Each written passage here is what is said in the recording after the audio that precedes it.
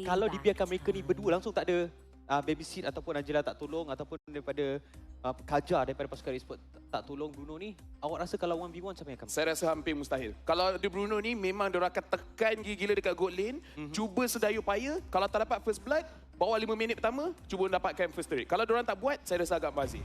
Alright, dan menjawab dengan pasukan daripada Todak terus saja mengambil Farsa dan mereka telah pun melengkapkan komposisi. Sebelum kita serahkan kepada kita punya caster, Poji, awak rasa berdasarkan drafting siapa yang akan menang? Menangkan game ni ataupun pasukan Todak akan paksakan team fight dan menangkan 5v5. Ya, Red East My Blood masih lagi mencari kemenangan yang pertama, tetapi adakah Todak akan melanggar harapan mereka untuk melakukan perkara tersebut kerana game dengan memberikan fokus kepada bahagian tengah terlebih dahulu, siapakah yang akan mendapatkan rotasi lebih pantas untuk mungkin mengganggu jungle. Bercakap tentang itu, Yum ingin melakukan invasi, memberikan sikit gangguan terhadap Imal, tapi fokus kita pergi kepada bahagian atas terlebih dahulu. Ya, sebab kalau kita lihat sekarang, fokus akan diberikan terlebih dahulu di bahagian tengah dan juga di bahagian bawah. Mungkin untuk pasukan Red Esports, mereka mungkin cuba akan berikan fokus terlebih dahulu untuk mengganggu jungle daripada pasukan Todak. Kerana kalau kita lihat sekarang, kedudukan pasukan sekarang berada di kedudukan hutan Land of Dawn kita. Sekarang bila tengok situasi Red Esports pada bahagian gold lane, nampak seperti Bruno tengah menang. Tapi buat masa sekarang ni memang nampak yang Red Esports tak fokus sangat dekat kawasan gold lane. Mereka cuba untuk dapatkan level 3, level 4 secepat yang mungkin. Tapi saya nak tengok macam mana mereka nak naikkan level of aggression. Buat masa sekarang ni, Ciku Guys dan juga Melboy, it's a strict 1v1. Okey, baru sekarang nampak seperti Emma pun dah cuba untuk masuk ke dalam kawasan Todak. Sebab seperti yang awak katakan tentang draft Red Esports, mereka perlu menggunakan kekuatan Bruno untuk melakukan push secepat mungkin. Jadi disebabkan itulah fokus mereka lebih tinggi lagi kepada side goal lane buat ketika ini. Ya.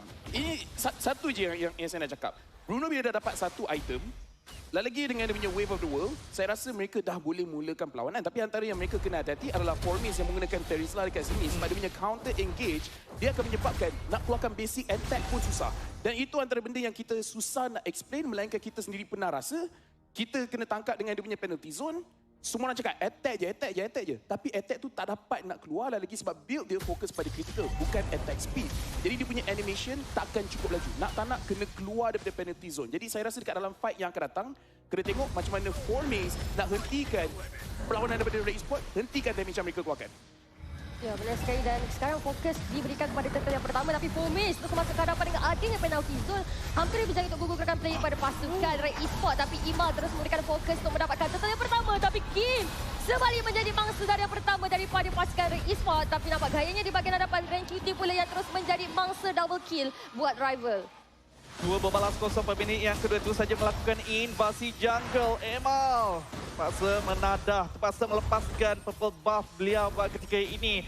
Ya, adakah masih lagi sempat? Mal! Oh, baik sekitar ikan tersebut, tapi rival masih lagi mampu untuk menjaga dirinya, tapi tak boleh nak ke mana-mana. Dia tersekat, diganggu oleh pasukan Red Esports. 3 orang player yang ganggu dia untuk larikan diri. Dan kalau tak silap saya, Emal dapat juga dia punya purple buff. Jadi all in all, trade yang bagus daripada pasukan Red Esports.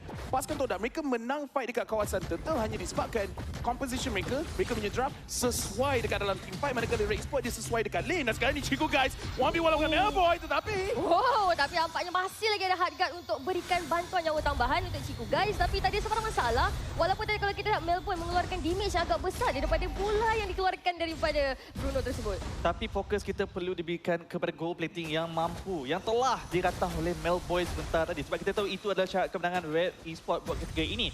Mendapatkan kelebihan sebanyak yang mungkin pada fasa awal game. Disebabkan untuk Todak, mereka ada 2 hero yang scaling kepada fasa late game yang cukup menakutkan. yang saya risau lebih pada the bodies yang ada dekat bahagian hadapan. Kerana dalam game ni makin lama makin susah untuk Mal dapatkan target yang dia mahukan. Dia nak dapatkan Martizi dan juga Yums, tapi bila ada Terizla kat situ, hampir mustahil. Jadi sekarang ni kita nampak yang Red Esports mereka fokus untuk dapatkan turret kat bahagian bawah. Dan ini apa yang kita dah bincangkan, bawah 5 minit. Sekarang ni nak masuk minit ke-4. Saya rasa pressure tu dah cukup bagus, tapi kalau mereka boleh betul-betul dapatkan sebelum turtle kedua, itu satu benda yang indah. Saya rasa kalau mereka lepaskan trade, biar Todak ambil turtle, mereka ambil structure ke situ, saya rasa itu adalah trade yang bagus.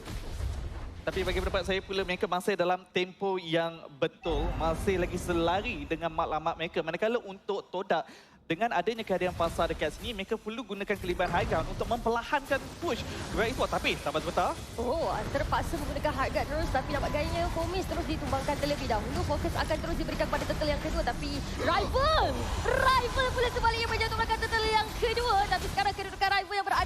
tengah-tengah masih lagi cuba untuk melarikan diri tapi Kim sempat lagi untuk ditumbangkan. Satu lagi mungkin akan dijatuhkan Rank QT. Masih lagi cuba untuk melarikan diri tapi Fede Strike telah menemukan belakang tapi Rank QT tak mampu tekor mana terus ditumbangkan begitu saja.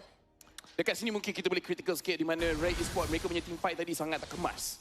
Di mana dia punya timing last insanity dengan dia punya retribution tidak tepat, memberikan peluang pada rival untuk mencuri. Lepas tu boleh nampak Ray Esports semua orang ada target masing-masing.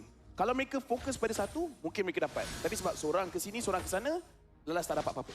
Dan kita juga jangan lupa, mereka berhadapan dengan pasukan Todak. #Todak langgar. Ya, mereka post fight late game. Tapi kalau ada kesilapan yang dilakukan oleh Ray Esports, lihat bagaimana mereka didenda serta-merta oleh pasukan veteran ini.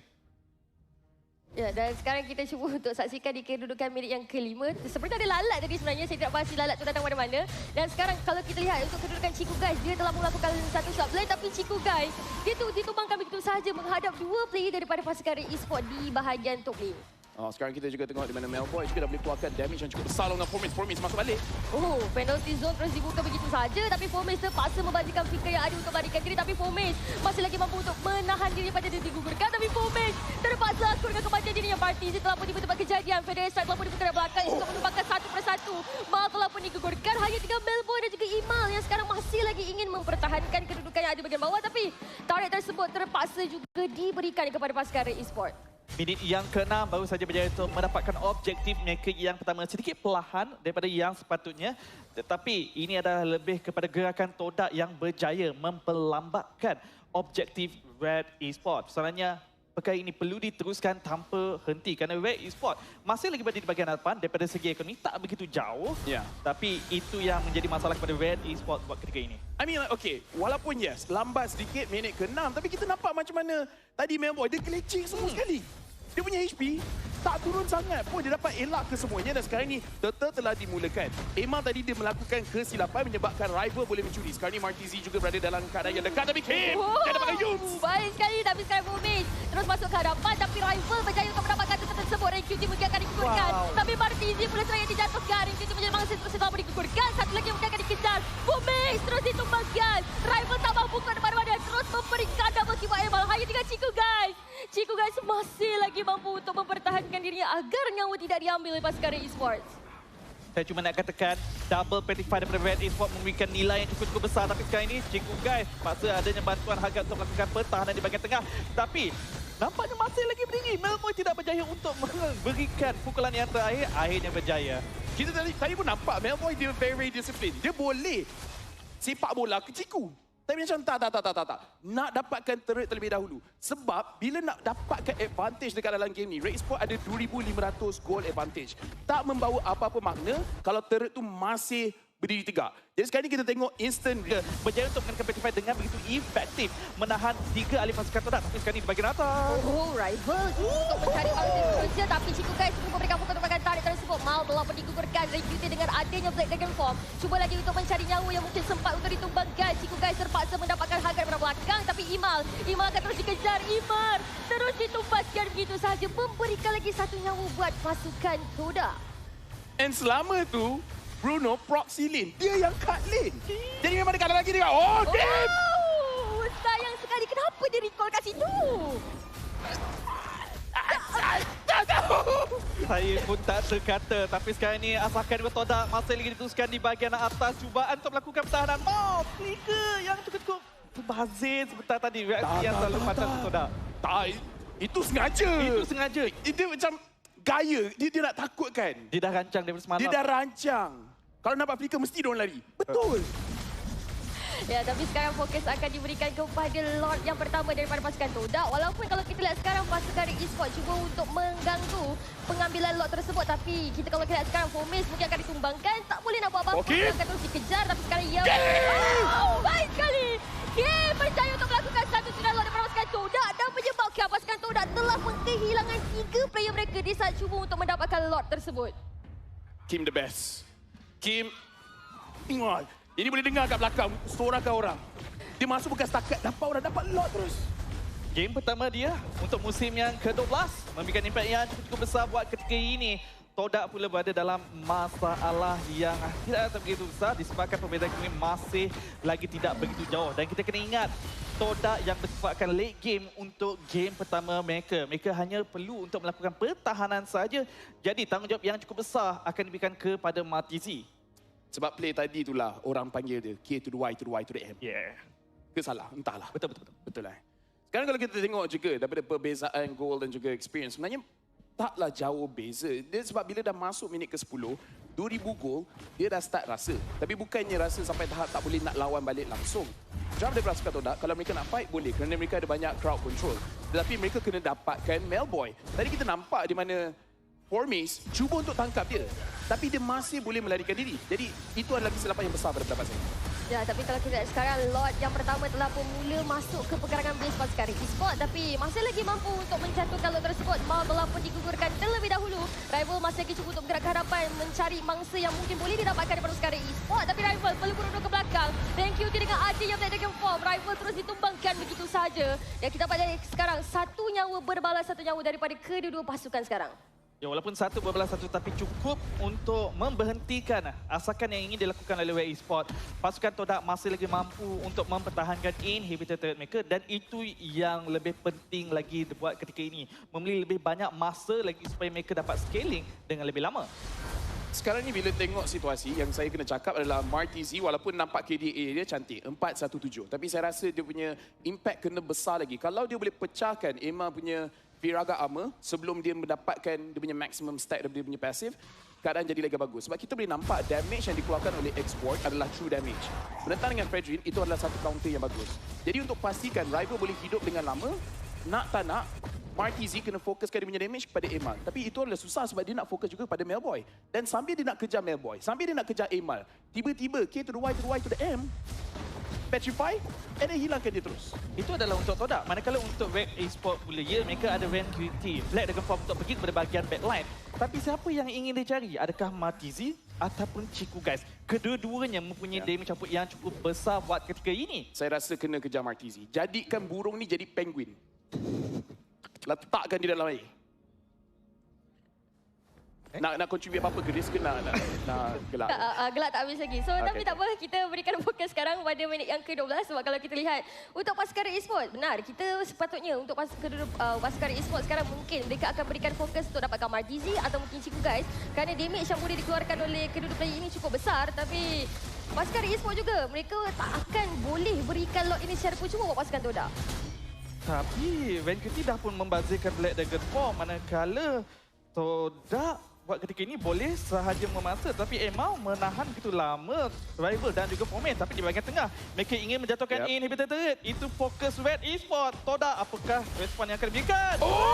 Baik sekali pada tersebut. Tak boleh nak lari. Terus ditarik keluar dan menjatuhkannya begitu saja. Okey, itu cantik. Sekejap, tulis kejap, play of the day. Play of the day berjaya untuk mendapatkan satu pick off, membenarkan mereka untuk memulakan lot ini tanpa saingan langsung daripada pasukan Todak, dan mungkin ini yang diperlukan oleh mereka untuk memecahkan benteng pertahanan Todak buat ketika ini. Yang saya suka adalah WE Esport, mereka tahu apa yang mereka kena prioritikan. Sebab tadi masa Emma berdekatan dengan Lord pun, dia tak serang pun Lord. Dia serang Rival. Cakap, oh awak nak tarik Lord, tariklah. Dia akan terima free damage. Dan sementara itu memang nampak dia tak overcommit langsung. Dia tahu yang dia cuma nak slowkan and dia cuma nak resetkan. Sementara itu, selebihnya daripada WE Esport, tunjuk muka. Betul-betul tunjuk muka, bukannya nak sembunyi dalam bush ke apa. Terus pergi dekat kawasan tengah. Todak pula yang pening. Nak buat apa kat sini? Nak fight, nak flank, nak cuba contest lot, apa yang mereka nak lakukan. Jadi dekat sini, WE Esport, mereka yang paksa Todak untuk ikut rentak mereka. Ya, dan bagi pendapat saya, itu adalah satu gerakan yang cukup bijak. Kerana Todak terpaksa mengikuti tempo yang ingin diberikan oleh WE Esport. Tapi sekarang ini, Todak saatnya mereka untuk melakukan pertahanan yang cukup penting. Oh, perarakan lot yang kedua telah pun melakukan hentakan kepada inhibitor daripada mid lane. Tapi Martizi telah membuka fade extra yang ada untuk membersihkan minion wave yang akan berlalu di bahagian top lane. Tapi sekarang kita dapat lihat bagaimana Black Dragon Form telah pun dibuka cuba untuk mendapatkan mangsa lepaskan Todak. Formis Sebaliknya, dari pembakang dapat lihat bagaimana penalty zone telah pun dibuka. Satu nyawa telah pun digugurkan Fomis. Tapi pula sekarang, dia boleh dijatuhkan menyebabkan satu nyawa berbalas satu nyawa daripada kedua pasukan. Namun untuk pasukan e-sport sekarang, mereka masih lagi cuba untuk mencari bangsa daripada pasukan tu. Dah, tapi dengan adanya Martizi, Feder Strike yang dibuka tepat pada waktunya mampu untuk menjarakkan kedudukan pasukan e-sport daripada base mereka. Ya, timing yang bagus juga daripada Red Sport. Mereka tahu bila Farsa tu nak menggunakan punya Feather Strike. Jadi semua at the same time. Keluar pada masa yang sama. Siap main recall-recall lagi. Tunjuk. Dah agak dah. Kalaulah terkena stun daripada pasukan Todak seperti tadi, ya. Itu akan memberikan double kill untuk Martizi dengan lebih mudah lagi. Tapi sekarang ini kita dah mencapai kepada minit yang ke-15. Di mana untuk Martizi hampir menyiapkan 2 item beliau yang terakhir. Dah pun ada Lightning Shot, dah pun ada Divine Claim dekat sini. Daripada segi damage, daripada segi penetration mencukupi. Ini sebab kenapa defense daripada pasukan Todak cukup kuat. Masa saya duduk kat Johor dulu, saya punya jiran pernah cakap. Ya. Dia tak kisah berapa banyak item damage pada dia. Kalau kita tak boleh nak keluarkan damage tu, tak bermakna apa-apa. Sebab Martizi dia position apa pun, akan dianggap salah. Apa? Conceal? Oh, tapi Ren QT terus membuka Black Dragon form sekarang. Oh, Ciku Guys orang. Ciku Guys terlebih dahulu, tapi dengan adanya hard guard, Ciku Guys bukan lebih mudah untuk ditumbangkan begitu saja. Feder Strike pula telah pun belakang Ren QT. Kim telah pun ditumbangkan, tapi Ciku Guys telah pun menjadi balasan nyawa atas kematian udara tersebut. Yus pun yang akan dikejar, tapi Rifle Immortality telah pun dipecahkan. Cuba lagi untuk melarikan diri, tapi Rifle tak boleh nak kepada dan sekarang ke Martizi saja. Triple kill terus diberikan pada seorang Melboy. Fomis sempat dah mula, tapi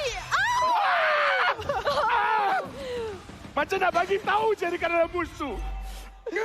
Bukan takdir dia untuk dijatuhkan, tapi bukan rezeki. Adakah rezeki untuk mempertahankan base seorang diri ini mencukupi? Adakah ia mampu untuk dilakukan? Ya, kalau kita saya tapi tak boleh nak buat apa. Pasukan e-sport terus memberikan fokus mereka untuk mendapatkan kristal dan sekaligus